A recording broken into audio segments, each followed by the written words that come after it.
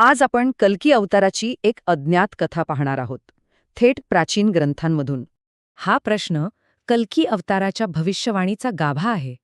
चला याबद्दल जाणून घेऊया. ही गोष्ट आहे कलियुगाच्या शेवटच्या अत्यंत गोंधळलेल्या काळाची.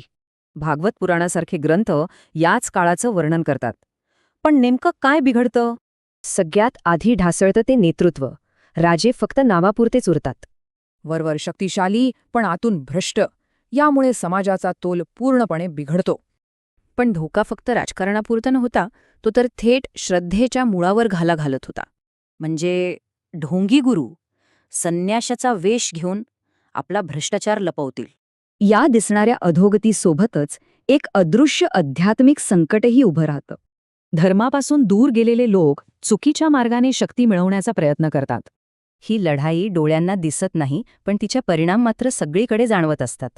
याच अंधारात मार्ग दाखवण्यासाठी येतात कल्की अवतार, न्यायाची तलवार घेऊन.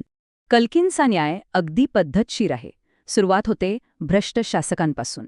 त्यांचा न्याय ढोंगी गुरूंपर्यंतही पोचतो. धर्माच्या नावावर चालणारे पापाचे अड्डे नष्ट होतात. पण खरा आणि अंतिम सामना कोणत्याही व्यक्तीशी नाही, तो आहे का विचाराशी. शेवटी अधर्म स्वतः एक रूप घेतो. त्याचं नाव आहे कलयम. ही शक्ती रक्तपात नाही, तर थेट माणसाचे विचारच भ्रष्ट करते. आणि इथेच सुरू होतं कल्कींचं अंतिम आणि सर्वात मोठं युद्ध. हे युद्ध पृथ्वीवर नाही, तर थेट काळाच्या अक्षावर लढलं जातं. इथे सैन्य नाहीत, शस्त्र नाहीत, फक्त धर्म आणि अधर्म समोरासमोर आहेत.